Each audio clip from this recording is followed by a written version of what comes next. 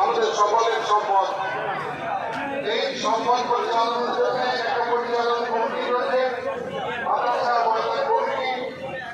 আর এই কমিটিকে আপনারা যে দায়িত্ব আমাদের উপর অর্পণ করেছেন, সেই দায়িত্ব আমরা যথাযথ পালন করার চেষ্টা করছি।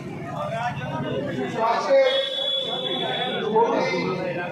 ঈদুল আজহাতে আমরা যে বাৎসরিক হিসেব শেষ করে থাকি আপনাদের সামনে, এটা লিখিতভাবে পেশ করা হয়েছে। অনেকের কাছে সেই হিসেব ভর্তি গেছে, তবু আপনাদের অনুমতির জন্য এই হিসেব আপনাদের বলি আমি শোনাচ্ছি। আমাদের পূর্ণ খাতাতে ময়দানের বিভিন্ন উন্নয়নের কাজে ব্যয় হয়। তো আজকে 17/6/2024